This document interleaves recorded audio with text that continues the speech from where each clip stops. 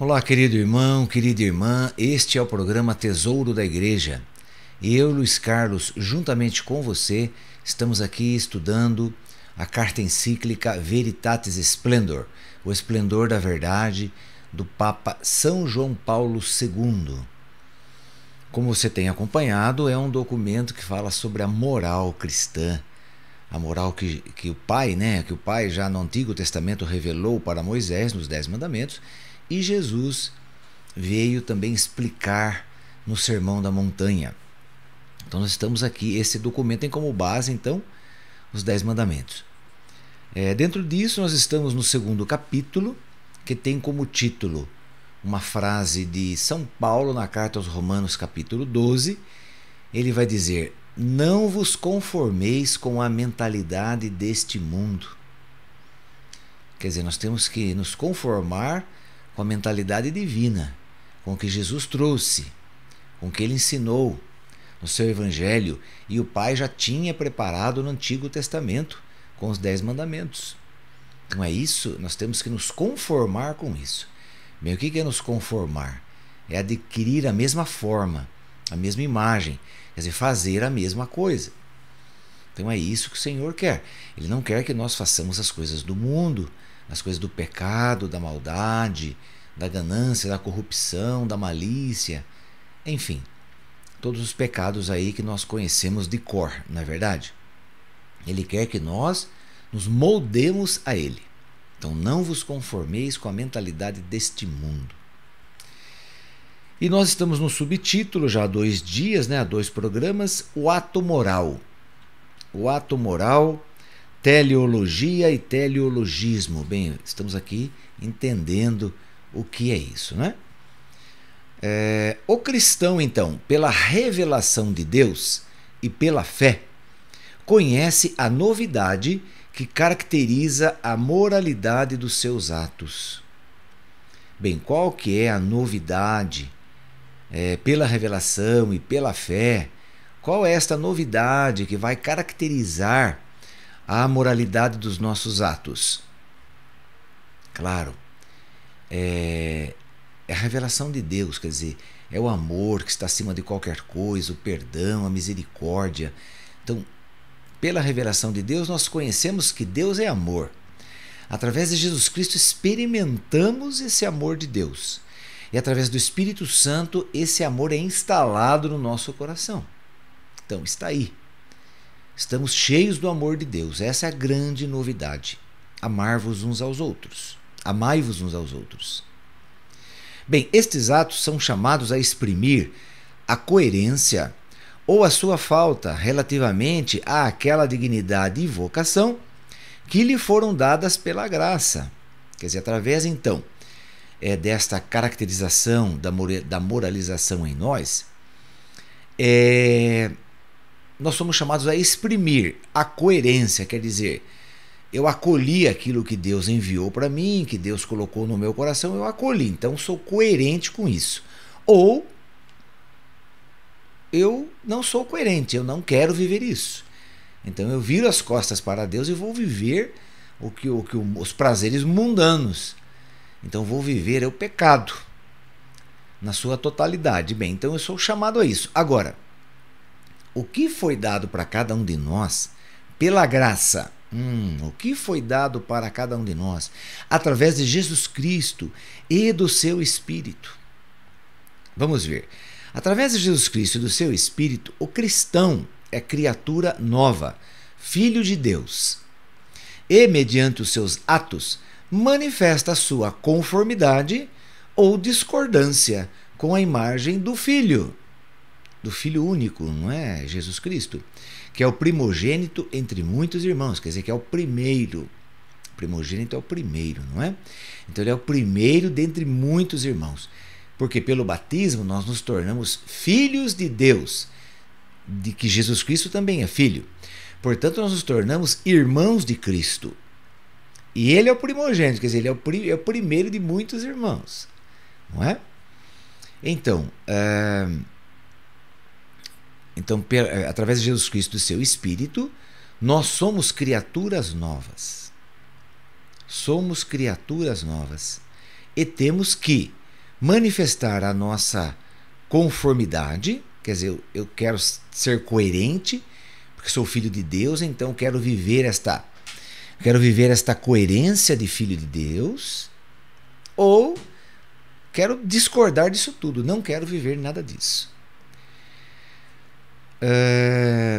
Bem, conformidade ou discordância com a imagem do filho, que é o primogênito entre muitos irmãos, vive a sua fidelidade ou infidelidade ao dom do Espírito. Quer dizer, então, se você e eu, nós somos coerentes com o que nós somos agora, filhos de Deus, pelo batismo, então sim, eu vou viver a minha fidelidade com o Espírito Santo, ou vou ser infiel a ele. Que mais? Também posso abrir-me ou fechar-me à vida eterna. Então, abre-se ou fecha-se a vida eterna. Então, eu posso abrir todo o meu ser a buscar essa vida eterna, a viver aqui na Terra essa vida eterna. Por quê? Porque a vida eterna eu já vivo aqui. Eu não vou esperar para viver lá. Eu já tenho que viver aqui como um cidadão do céu. Por enquanto, nós somos cidadãos do mundo? Sim, somos cidadãos do mundo. Mas pelo batismo, nós já podemos nos considerar, porque de fato nós já somos cidadãos dos céus. Porque nós nascemos de novo. E não nascemos da nossa mãe para viver aqui na terra. Nós nascemos segundo o Espírito, para viver a vida espiritual, para viver a vida eterna. Então, eu posso me abrir a esse dom ou posso me fechar. Eu posso me abrir à vida eterna ou posso me fechar com esta vida eterna. Eu posso abrir-me à comunhão da visão, de amor, de bem-aventurança com Deus Pai, Filho e Espírito Santo, ou posso me fechar a isso. Ou posso me abrir com os desejos do demônio. Também posso. Então aí está. Está em nossas mãos essa decisão, não é verdade? Bom, Cristo forma-nos a sua imagem, através do Espírito Santo. Escreve aí São Cirilo de Alexandria. De modo a fazer brilhar em nós os traços da sua natureza divina, mediante a santificação, a justiça e a retidão de uma vida conforme a virtude. Assim, a beleza desta imagem incomparável resplandece em nós, que estamos em Cristo e nos revelamos pessoas de bem pelas nossas obras. Então aí está, os traços da ressurreição. Que traços são esses? Olha, os traços de Jesus Cristo. Quando Jesus Cristo ressuscitou, que o Espírito Santo foi lá no túmulo de José de Arimateia, queimou todos os pecados e limpou Jesus com o seu fogo abrasador, ele ressuscitou. Mas as marcas da ressurreição ficaram em Cristo. Tanto é que ele mostra para os seus discípulos, seus apóstolos, né? Quando ele vai visitá-los, ele diz, olha as marcas aqui. Principalmente para Tomé, que não tinha acreditado nos irmãos, porque Tomé não estava lá no dia que Jesus veio, que foi no domingo, e que é o dia do Senhor. E então os irmãos falaram, olha, Tomé, Jesus esteve aqui, nós conversamos com ele. Ele falou, se eu não vir os buracos, se eu não ver os buracos das suas chagas nas mãos, nos pés, se eu não colocar a minha mão do lado dele, eu não vou acreditar. Então aí Jesus volta no dia em que Tomé estava com eles e diz, olha aqui, Tomé, coloca os seus dedos aqui nas minhas chagas, nas minhas mãos. Levantou o manto, falou, coloca a sua mão aqui, pode enfiar a sua mão aqui no meu lado aberto, não vai me machucar não, já machucou, não machuca mais. Então esses traços da ressurreição de Cristo têm que estar impressos em nós. Cristo já viveu toda essa dor, já viveu toda a renúncia ao pecado. Cristo já viveu isso. Agora, né, nós temos que viver isso. Então esses traços estão em nós, sim, pelo Espírito Santo, sim, pelo batismo, evidentemente. Mas nós temos que viver agora a vida que Cristo viveu. Então nós temos que viver a justiça que Cristo trouxe. A justiça. Qual que era a justiça de Cristo? Libertar a todos os cativos. Libertar a todos das suas prisões próprias de falta de perdão, de falta de amor, das suas prisões no pecado, nos desejos da carne. Então essa é a justiça de Deus. Santificação, diz aqui, né, São Cirilo de Alexandria, santificação, nós temos que buscar a santificação. Para sermos santos, nós temos que lutar contra os desejos que estão dentro de nós, que nós gostamos de fazer. Os desejos que nos impelem ao pecado, que nos impelem ao que é mal. Isso vai doer dentro de nós? Vai. Não é a gente lutar contra um pecado que a gente gosta de fazer, contra um pecado, por exemplo, desculpa, eu gosto de mentir. Eu gosto de mentir, eu minto para todas as pessoas. Mas então, agora eu tenho que lutar contra esse desejo que eu tenho de mentir. E isso dói, isto causa problema para nós. Eu, na minha vida, quando eu larguei de fumar, então eu fumei 15 anos, fumei dos 15 aos 30. Meu filho mais velho, quando eu tinha 30 anos, meu filho mais velho tinha 5. E ele chupava o dedo, o dedão. Né? Não chupava chupeta, então mas chupava o dedão. E aquilo me incomodava. E um dia eu disse para ele: filho, quando é que você vai parar de chupar o dedo? Ele olhou para mim. Claro, depois eu fui entender que era Deus falando comigo. Imagina, uma criança de 5 anos, né? Ele olhou para mim e falou: quando o senhor parar de fumar. Eu levei um susto. Imagine, né? Você numa situação dessa, seu filho falando isso para você de 5 aninhos. Não tem ainda razão, não sabe discernir as coisas. Como que ele chegou a esse entendimento? É claro, foi Deus que falou. Foi Deus que falou, não tem dúvidas. Mas naquele momento eu falei: papai está largando agora o cigarro. Porque aquilo foi um choque profundo para mim. E a partir daquele momento eu nunca mais coloquei um cigarro na boca. E olha que eu trabalhava numa indústria de cigarros. Trabalhei lá por 10 anos. Então eu fumava, ganhava cigarro. Eles dão cigarro para todos os funcionários. Como foi difícil para mim não fumar mais. Aquilo doía aqui dentro. Eu senti uma vontade, um desejo. Então eu pude perceber que aquilo foi uma luta de sangue, não é? Então, para nós abandonarmos os pecados, também tem que ser assim. Lutas de sangue para abandonar o pecado. O que nós gostamos de fazer, de roubar, de mentir, falar mal dos outros, enganar os outros. Meu Deus! Quanta gente que engana os outros. Eu não sinto vontade de enganar os outros, mas sinto outros tipos de vontade. De fazer coisas erradas também. E isso está em cada um de nós. Nós temos que lutar contra isso. É uma luta de vida e morte. Então é isso que São Cirilo está falando aqui. Tem que brilhar em nós os traços da natureza divina. Mediante o quê? Mediante a nossa renúncia. A nossa luta contra o que é mal. Que é a santificação, a justiça, a retidão de uma vida conforme a virtude. Nós não queremos viver conforme virtude. Você sabe disso. Você também é igual a mim. Nós não queremos viver vida virtuosa. Não, nós queremos viver no vício. No vício da bebida, no vício das drogas, no vício do sexo, no vício do poder, no vício do mandar, do exigir, de discriminar as pessoas. Nós queremos viver isso. É isso que está encravado em nós aqui. É isso que o pecado faz em nós. Mas nós temos que viver a vida de Cristo.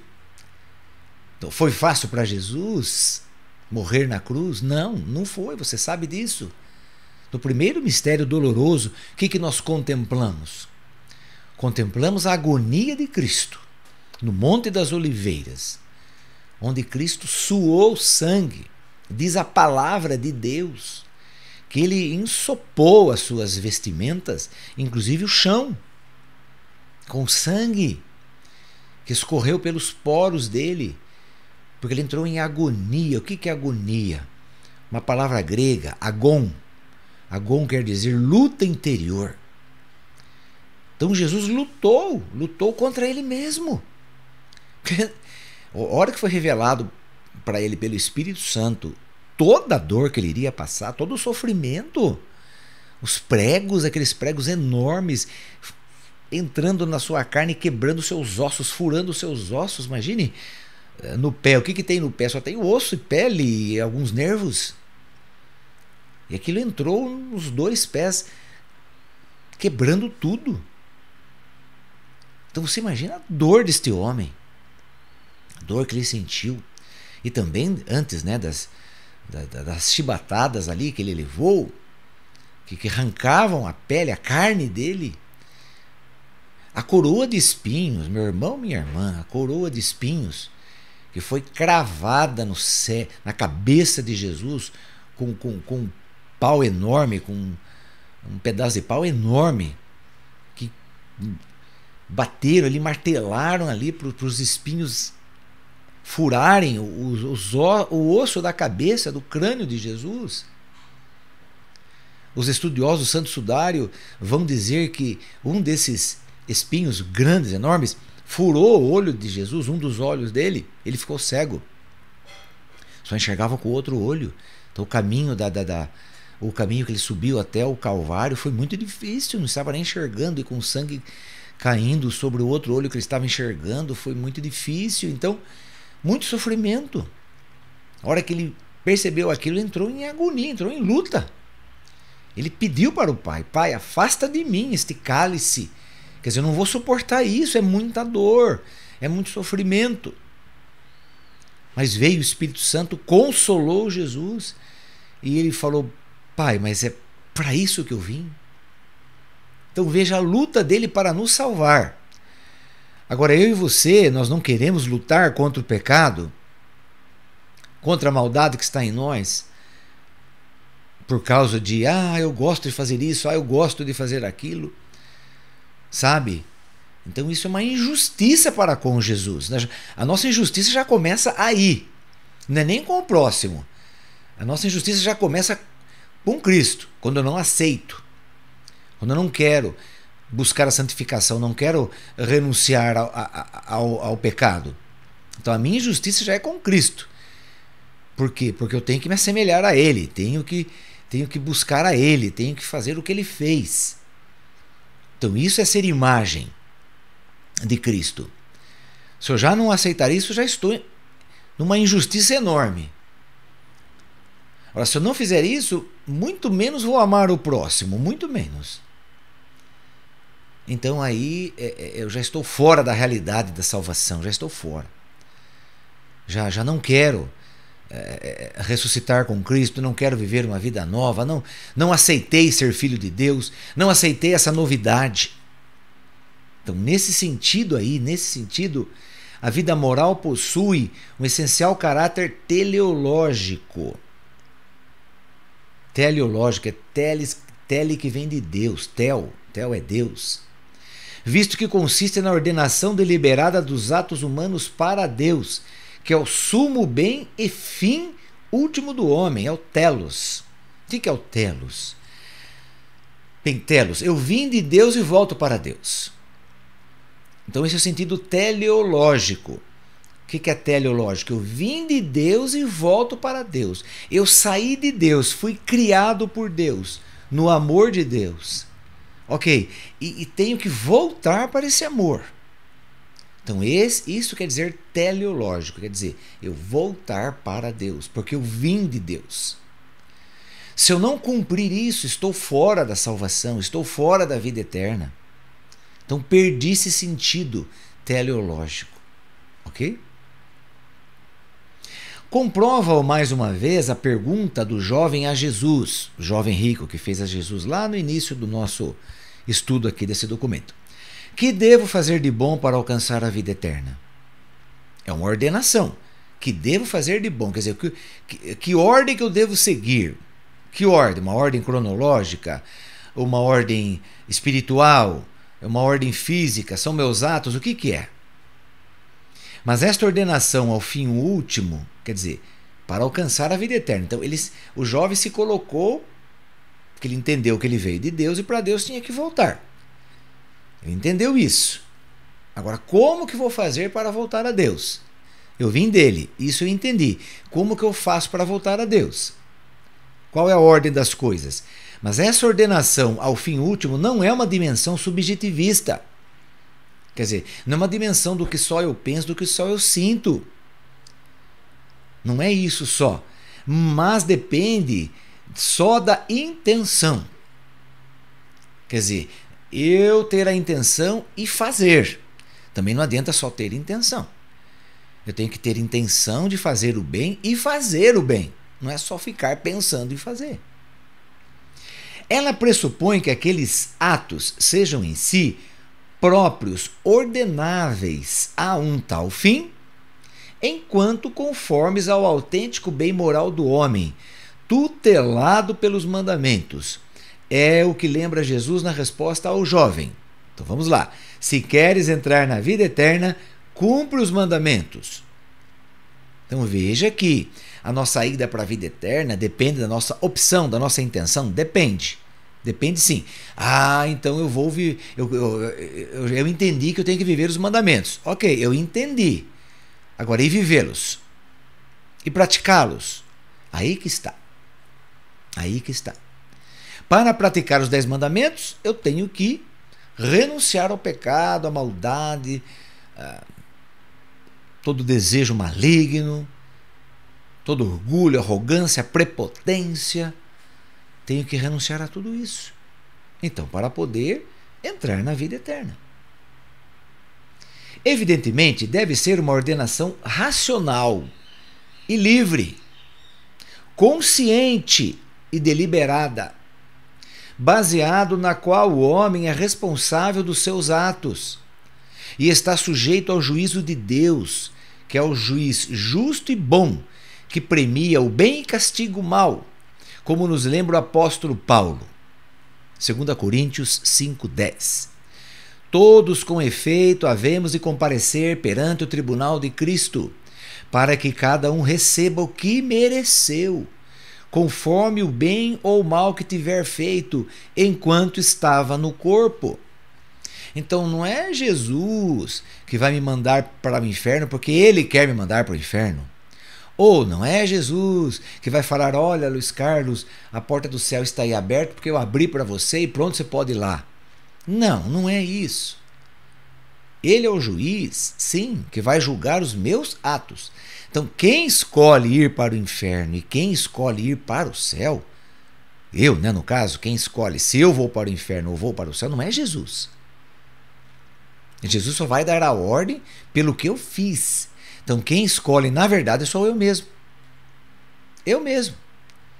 Você mesmo escolhe se você vai para o inferno ou para o céu. Por causa do quê? Por causa das suas escolhas aqui, enquanto você está vivendo esta vida, neste mundo. Então é por suas escolhas daqui que você vai, ou para o céu ou para o inferno. O justo juiz, que é Jesus, ele só vai analisar o que você fez. Claro que durante toda a sua vida, ele te premiou de bens. Ele te lotou o seu ser de dons. Ele veio todas as vezes que você o invocou e todas as vezes que você não o invocou, ele também estava com você, te ajudando. Nas vezes que você quis a ajuda dele e mesmo nas vezes que você não quis a ajuda dele. Mas ele estava com você, protegendo, guardando, ensinando, mostrando o que você tem que fazer, o que eu tenho que fazer, mostrando para mim, para você, para nós. Jesus nunca desistiu de nós. Enviou o Espírito Santo para derramar sobre você toda a força, toda a coragem, toda a determinação, para você ser um homem de Deus, uma mulher de Deus. Então, ele não negou nada, pelo contrário, ele deu muito mais do que você pediu e muito mais do que você precisou. muito mais. Não dá para medir a graça que Jesus enviou através do Espírito Santo para cada um de nós, para nos fazer homens e mulheres santos e santas. Não dá para medir, não tem como comensurar isso, não tem. Então está aí, querido irmão. Mas de que depende a qualificação moral do livre agir do homem? Do que depende essa qualificação moral? Esta ordenação a Deus dos atos humanos, por que é assegurada? Pela intenção do sujeito que age, pelas circunstâncias e, em particular, pelas consequências do seu agir, pelo próprio objeto do seu ato, então? Seria isso? Este é o problema tradicionalmente chamado das fontes da moralidade. Precisamente a respeito de tal problema, nesses decênios, manifestaram-se ou reconstituíram-se novas tendências culturais e teológicas que deixam um cuidadoso discernimento por parte do magistério da Igreja. Bem, isso aqui nós vamos ver então no nosso próximo programa. Hoje já não dá mais tempo. Ok, querido irmão, querida irmã? Vamos fazer nossa oração final que o Papa faz a Nossa Senhora. Ó Maria, Mãe de Misericórdia, velai sobre todos nós, para não se desvirtuar a cruz de Cristo, para que o homem não se extravie do caminho do bem, nem perca a consciência do pecado, mas cresça na esperança em Deus, rico de misericórdia. Cumpra livremente as boas obras por Ele de antemão preparadas, e toda a sua vida seja assim, para louvor da sua glória. Que o Senhor nos abençoe, em nome do Pai, do Filho e do Espírito Santo. Amém. E até o nosso próximo encontro, se Deus quiser.